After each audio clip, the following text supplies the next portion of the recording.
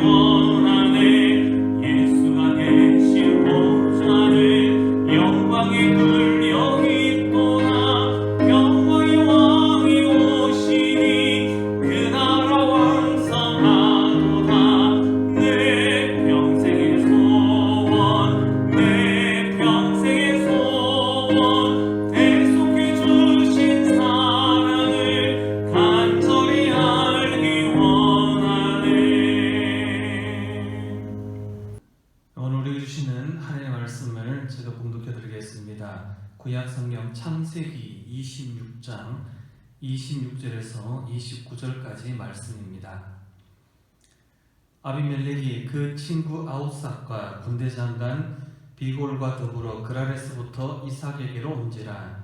이삭이 그들에게 이르되 너희가 나를 미워하여 나에게 너희를 떠나게 하였거늘 어찌하여 내게 왔느냐. 그들이 이르되 여호와께서 너와 함께 계심을 우리가 분명히 보았으므로 우리의 사이 곧 우리와 너 사이에 맹세하여 너와 계약을 맺으리라 말하였노라. 너는 우리를 해하지 말라. 이는 우리가 너를 범하지 아니하고 선한 일만 내게 행하여 내가 평안히 가게 하였음이니라. 이제 너는 여호와께 복을 받은 자니라. 아멘. 오늘은 창세기 26장 26절에서 29절까지 말씀 통해서 너는 여호와께 복을 받은 자니라 라는 제목으로 하나님 말씀 증거하도록 하겠습니다. 이삭 때에 흉년이 들었습니다.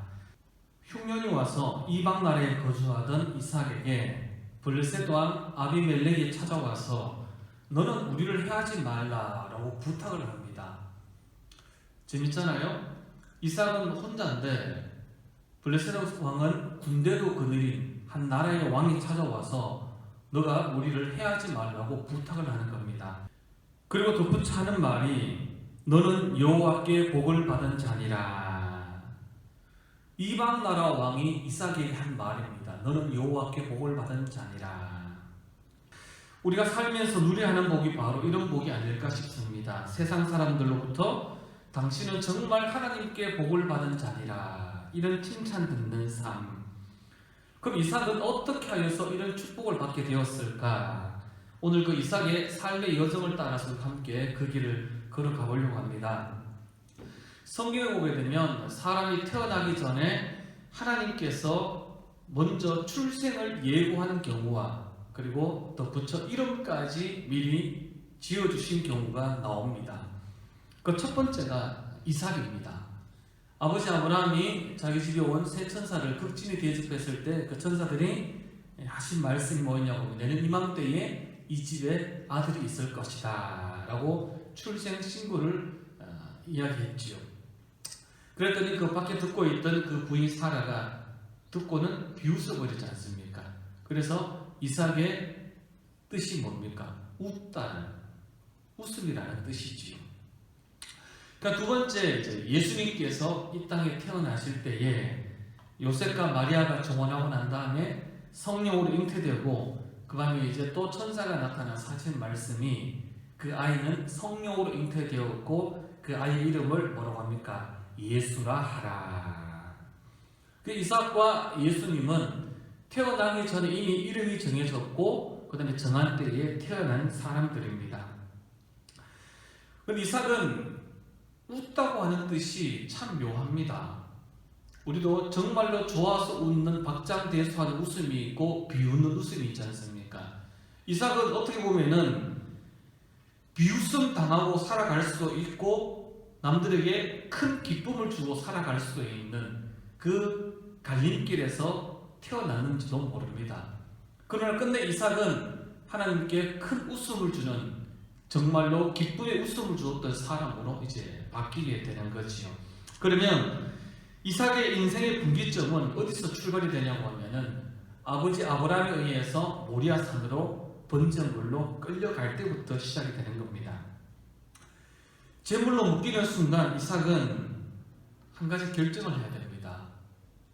내가 도망할 건가 아니면 순종할 건가? 도망할 것인가 순종할 것인가? 이 선택의 기로에서 이삭은 순종을 선택합니다. 힘을 놓고 따지면 10대 후반 이삭이 그 100살이 넘은 아버지를 못 이기겠습니까? 그런데 그 아들 이삭은 그 순간에 도망을 택하는 것이 아니라 순종을 택하게 됩니다.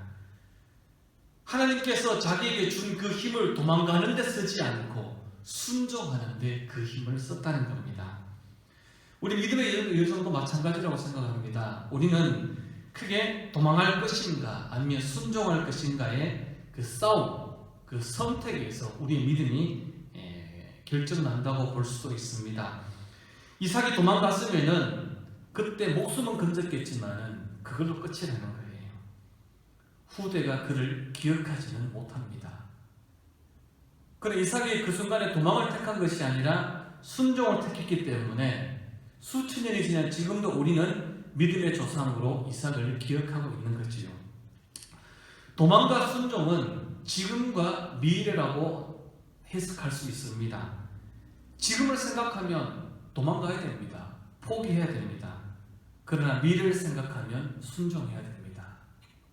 이삭이 비웃음으로 끝날 수 있었던 그의 삶이 박장대소하는 큰 웃음으로 바뀔 수 있었던 그 첫 번째는 도망할 것인가 순종할 것인가 그 선택의 기로에서 자기가 가지고 있는 힘을 가지고 도망하는 데 쓴 것이 아니라 순종하는 데 썼기 때문에 가능하다는 거예요.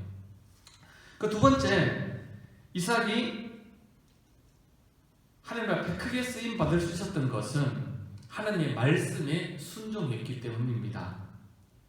아브라함 때에 첫 흉년이 들었는데 이삭 때에도 또 두 번째 흉년이 든 거예요. 흉년이 들어서 먹고 살 길이 없으니까 이제 모든 풍성한 이제 애국으로 내려가야 살 수 있었습니다.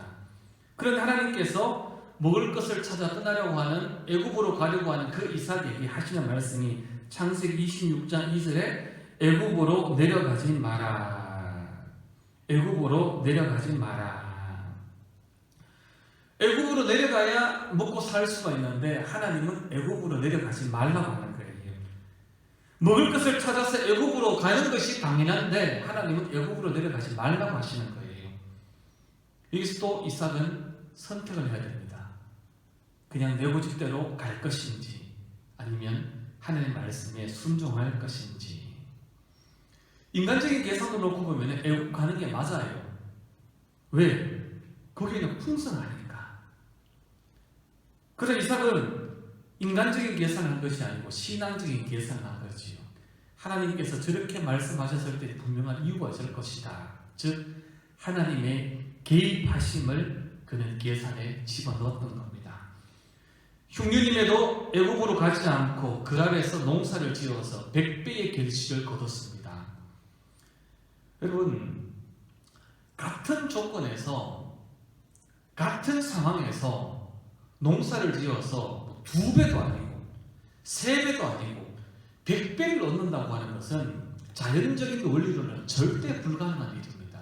거기에는 하나님의 전적 개입이 있어야만 가능한 일입니다. 이삭은 거기에서 큰 깨달음을 하나 얻었는 거예요. 절대 내 인생에 계산기를 두드리지 말아야 되겠다. 내 계산보다 하나님의 계산이 맞다는 것을 이삭은 거기에서 크게 깨닫게 되었는 거예요. 그 흉년 앞에서 먹고 살아야 되는 중요한 삶의 기로에서 이삭은 인간적인 계산이 아니라 하나님 말씀에 순종하면서 하나님의 개입하심을 믿고 신앙적인 계산을 통하여서 그는 상상도 하지 못했던 100배의 결실, 초자연적인 축복의 은혜를 누릴 수 있었던 것입니다. 왜? 하나님의 말씀에 순종했기 때문이지요. 그 다음 마지막으로 순종하는 이삭이 최고의 모습을 보이는 것은 양보의 사람으로 이제 바뀌게 된다는 거지요. 많은 결실을 얻다 보니까 그 사막집 같은 나라에서 물이 필요하잖아요. 그러니까 이제 열심히 이제 우물을 팠습니다. 우물은 우리나라처럼 그렇게 쉽게 팔 수 있는 게 아니에요.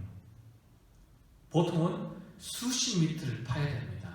그래야 우물을 팔 수 있는 거예요. 그 당시에 물이 귀하기 때문에 우물은 전쟁의 한 원인이기도 했습니다. 즉 우물을 빼앗는다고 하는 것은 전쟁을 선포한다는 것과 똑같은 거예요. 그리고 우물을 빼앗는다고 하는 것은 그 땅을 떠나라는 의미였는 거예요. 그런데 이삭은 열심히 팠던 그 우물을 이방 나라 사람들이 와서 그것을 빼앗아 가버리는 거예요. 이삭은 놔두라는 거예요. 주라는 거예요. 힘들게 팠지만 또 우물을 팠어요. 근데 이방 나라 사람들이 와서 또 그걸 빼앗아 가는 거예요. 그리고 이삭은 주라는 거예요. 싸우지 말라는 거예요. 세 번째 우물을 팠더니 그제서야 이방 나라 사람들이 뺏으러 오지를 않는 거예요. 자, 아비멜렉과 그의 군대 장관 비굴이 찾아온 것은 이삭이 초자연적인 의로 100배의 결실을 얻었을 때 이삭을 찾아오지 않았어요. 언제 찾아왔냐고 하면 우물을 양보하고 난 다음에 블레셋 왕이 찾아왔는 거예요. 그럼 뭘 의미하겠습니까? 그들이 보기에 100배의 결실을 얻는 것보다 더 기가 막힌 일은, 더 놀라운 일은 우물을 양보했다는 거예요. 다투지 않고 우물을 양보한 것이 그 블레셋 왕이 봤을 때 그게 더 크게 보인다는 거예요. 우리가 생각했을 때도 어느 것이 하나님의 기적처럼 보입니까? 100배의 결실, 그렇죠. 100배의 결실이 더 큰 것처럼 보이지만은 하나님과 이방 나라 사람들은 100배의 결실보다 더 큰 게 뭐냐고 하면 양보하더라는 거예요. 내 것을 누릴 수 있지만은 남을 위해서 양보했을 때 이방 나라 왕이었지만 그것을 보면서 소름이 끼치는 거예요. 그러면서 이삭을 찾아와서 우리를 해하지 말라는 거예요. 그리고 우리랑 화친을 맺어가지고 싸우지 말자고 부탁을 하는 겁니다. 그러면서 마지막으로 하는 얘기가 당신은 하나님의 복을 받은 사람이다. 그 칭찬을 하는 내용입니다. 여러분, 우리가 살아가면서 믿음의 길을 걸어갈 때 수많은 상황들을 맞닥뜨리게 됩니다. 그러나 중요한 것은 우리가 어떤 일 가운데에서 순종할 것인가 아니면 도망갈 것인가, 인간적인 나의 계산을 선택할 것인가 아니면 하나님의 개입하심을 보면서 신앙적인 계산을 할 것인가. 우리도 필요하지만 나보다 더 어려운 누군가가 힘들어할 때에 내 것만 고집하지 않고 그를 위해서 양보할 것인가. 이 선택의 기로에서 우리는 무엇을 택할 것입니까? 이삭은 도망가지 않고 순종을 택했고 인간적인 계산이 아니라 신앙적인 계산을 하였고 나보다는 너를 생각하는 그리스도인의 고품격을 이방인들에게 보여줬기 때문에 이방 나라 왕으로부터 큰 칭찬을 들었습니다. 2021년도 우리가 주가 이끄시는 대로 주제를 함께 걸어가고 있습니다. 올 한 해 수많은 상황들이 우리를 기다리고 있을 겁니다.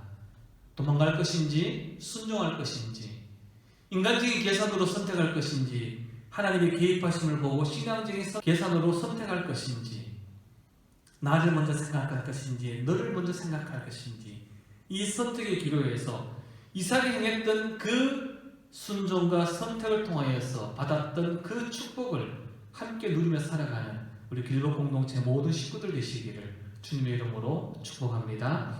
하나님 아버지 감사합니다. 우리가 살아가면서 수많은 상황들을 맞이하게 됩니다. 신앙은 선택의 기로에서 무엇을 선택하냐에 따라서 결과가 달라지는데, 하나님, 우리가 어떤 일 앞에서 도망가기보다는 순종하게 하시고, 인간적인 계산보다는 신앙적인 계산을 하게 도와주시고, 나보다는 너를 먼저 생각할 수 있는 마음의 여유를 통하여서 이삭이 받았던 그 큰 축복 함께 받아 누리는 우리 길법 공동체 될 수 있도록 축복하여 주시옵소서. 우리 구주 예수님의 이름으로 기도하옵나이다. 아멘. 오늘은 주기도문으로 예배를 마치겠습니다. 하늘에 계신 우리 아버지, 아버지의 이름을 거룩하게 하시며 아버지의 나라가 오게 하시며 아버지의 뜻이 하늘에서와 같이 땅에서도 이루어지게 하소서. 오늘 우리에게 일용할 양식을 주시고 우리가 우리에게 잘못한 사람을 용서하여 준 것 같이 우리 죄를 용서하여 주시고 우리를 시험에 빠지지 않게 하시고 악에서 구하소서. 나라와 권능과 영광이 영원히 아버지의 것입니다. 아멘.